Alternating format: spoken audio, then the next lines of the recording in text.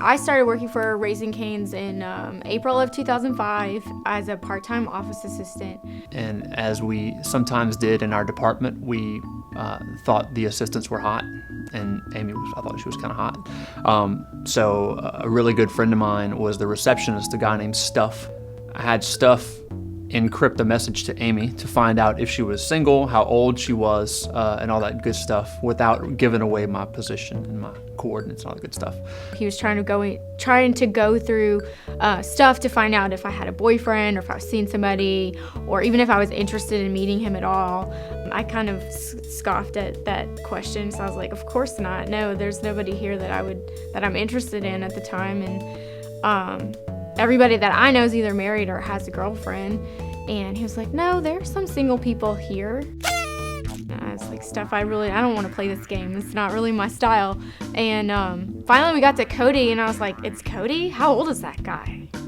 And I was like, isn't he old? She probably thought I was in my 30s, and I thought she was 18. He's a year older than me. So Stuff let me know that. I went to my boss and asked if I would get fired if I were to date her because of the fraternization stuff. He gave me the okay, and then in a very not suave way, I asked her out over email. He would email me and say, when are you leaving the office today? Don't leave until you tell me, so I can walk you out. I wasn't really a Don Juan about it, but it's pretty much my style. I went around every corner possible and did it the most difficult way possible, so that was pretty cool.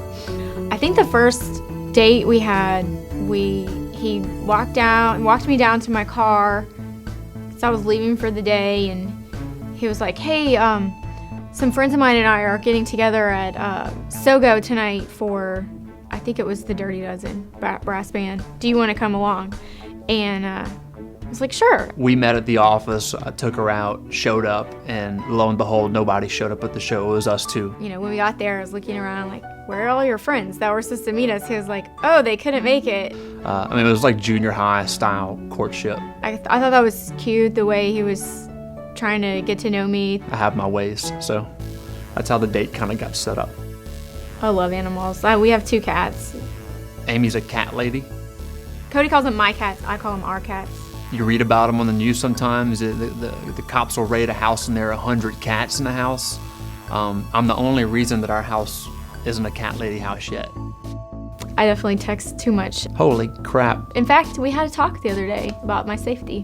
Whether it be BlackBerry messaging, phone calls, emails, Twitter, Facebook. She's got all the apps now on her phone, so it scares me to death whenever she drives. How I proposed. I put about a half hour of thought into the proposal. I was like, I don't want to do it, like in front of a fountain in Houston, and I don't want to do it like in Tiger Stadium. I told her that we were going to go to Austin to a little sort of a ranch spa thing they have out there. Well, we hop on the road, Austin's west. I start traveling south on the freeway, but she's so wrapped up in her BlackBerry that she has no idea what direction we're going. And then she finally gets done with sending all the messages she wants to send to people, looks up, and she looks at me like, where are we going? I looked at him and I was like, please tell me you're not taking me to Galveston. And then she sees the airport exit, and kind of all came to her that I was lying about the Austin trip and we were going to San Diego.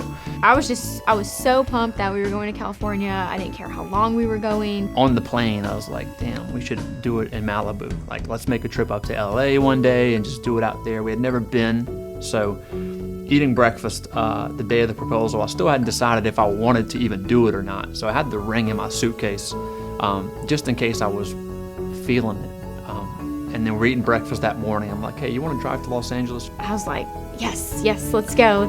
So finally get to Malibu. We're hanging out on the beach. She's taking pictures. I'm like putting driftwood on my shoulder and doing like muscle poses. And she was photoing some surfers, I went and took, I don't know, like probably 20 pictures. So I had to get like the right one. And it just hit. I was like, why not? Why not now? So I pulled the ring out, put it on my finger, and she came lay down in the blanket.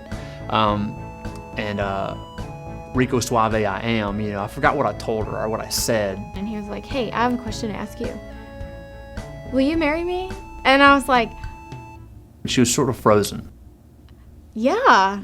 She gave me a yes, so I wasn't kind of waiting for too long. But it happened at sunset on the beach with the cliffs in the background, so pretty much the most picturesque thing you can imagine, for me at least. So we love to travel together. Hopefully, as we get older, we'll be able to do it more and more. We love spending time with each other. We love cooking. We kind of grew up down here, so cooking's a big centerpiece of our life. We love to talk. We like to talk about our future, about our plans. I think the first time that I met her, her mom and her sister were touring the office. And that kind of impressed me, because most people just don't have that about them, that thing, the